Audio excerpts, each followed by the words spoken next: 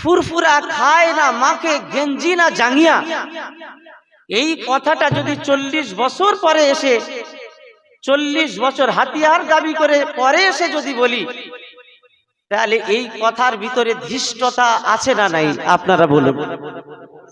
সুতরাং যারা পর্দা ফেলে দিচ্ছে সত্য দ্বীনকে, ইসলামকে মুছে দিয়ে গোমরাহি রাস্তা প্রতিষ্ঠিত করার জন্য, সেই গোমরাহি রাস্তা থেকে বাঁচাবার জন্য এই সংগঠন আজ যেটা প্রতিষ্ঠিত হয়েছে, ইনশাআল্লাহ আগামী দিনে আমরা জীবন বলিদান দিয়েও হলেও দাদা হুজুরের নীতি আদর্শ, আল্লামা হুজুরের নীতি আদর্শ যেটা আমাদেরকে দেখিয়েছেন সেটা আমরা রক্ষা করার চেষ্টা করব ইনশাআল্লাহ।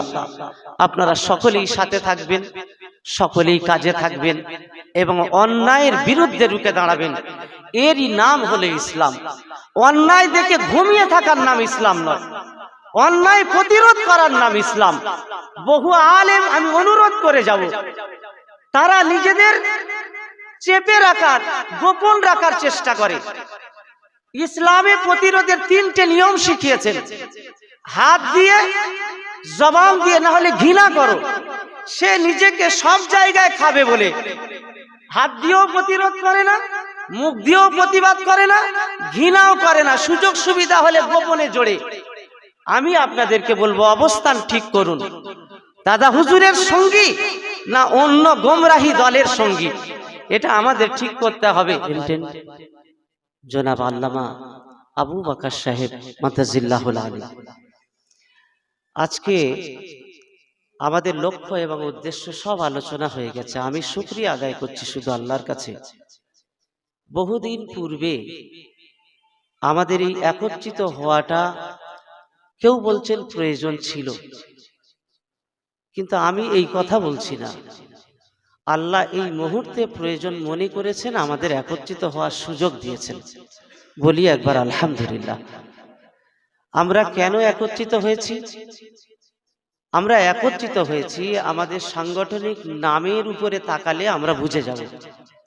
সেটা কি? সিদ্দিকিয়া আমিনিয়া ওলামা পরিষদ। আমার আগেই মুহাদ্দিস রুহুল আমিন সাহেব হুজুর বলছিলেন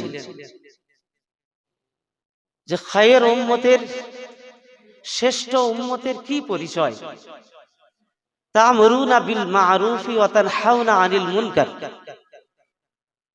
সৎ কাজ এবং অসৎ কাজকে, মানুষ সমাজে কোনটা ভালো এবং কোনটা মন্দ সেটাকে যথাযথভাবে তুলে ধরা। সেই জায়গায় দাঁড়িয়ে আজকে এই সংগঠনের মাধ্যমে তুলে ধরার প্রয়াসে এই ঐক্য আমাদের হয়েছে আজকে আলহামদুলিল্লাহ।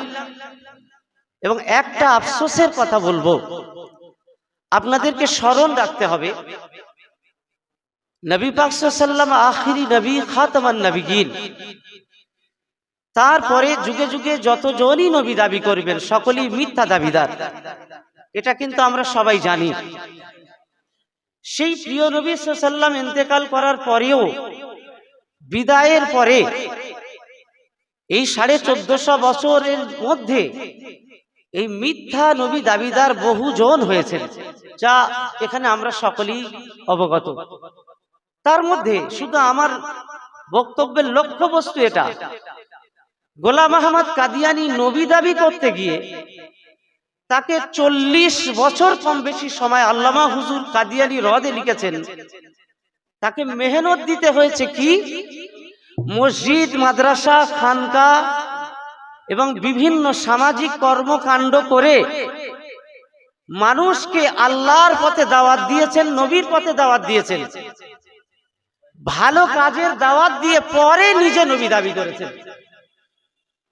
আজকে দাদা হুজুর আমাদের সঠিক আদর্শ, বসিরহাট হুজুর, আল্লামা হুজুর কেতাব দিয়ে আমাদেরকে দেখিয়ে দিয়েছেন। সেখানে